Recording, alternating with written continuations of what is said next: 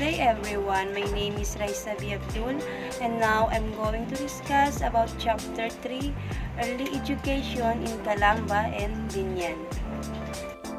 Rizal had his early education in Calamba and Biñan. It was a typical schooling that a son of an ilustrado family received during his time. Characterized by the 4 R's: reading, writing, arithmetic, and religion. Instruction was rigid and strict. Despite the defects of the Spanish system of elementary education, Rizal was able to acquire the necessary instruction preparatory for college work in Manila and abroad. The hero's first teacher. The first teacher of Rizal was his mother, who was a remarkable woman of good character and fine culture. As a tutor, Doña Teodora was patient, conscientious, and understanding. Jose goes to Biñan. In June 1869, Jose, after kissing the hands of his parents and tearful parting from his sister, he left Calamba for Biñan. He was accompanied by Pasiano, who acted as his second father. The two brothers rode in a carromata, reaching their destination after 1.5 hours drive. They proceed to their aunt's house where Jose was to lodge. It was almost night when they arrived and the moon was about to rise. First day in Biñan school. Pasiano brought his younger brother to the school of Maestro Justiniano Aquino Cruz. The school was in the house of the teacher, which was a small nipa hut about 30 meters from the homes of Jose's aunts. Pasiano knew the teacher quite well because he had been a pupil under him before. He introduced Jose to the teacher, after which he departed to return to Calamba. First school brawl. In the afternoon of his first day in school, when the teacher was having his siesta, Jose met the bully Pedro.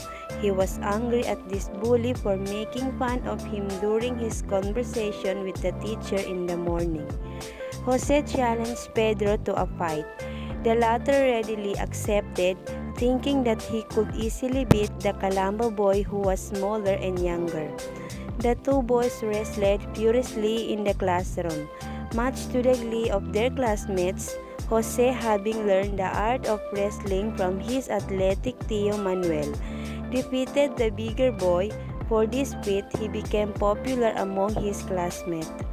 After the class in the afternoon, a classmate named Andres Salandanan challenged him to an arm wrestling match.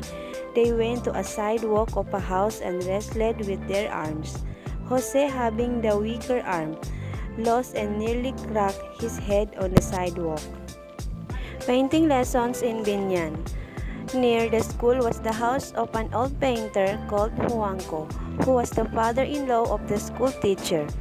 Jose, lured by his love for painting, spent many leisure hours at the painter's studio. Old Juanco freely gave him lessons in drawing and painting.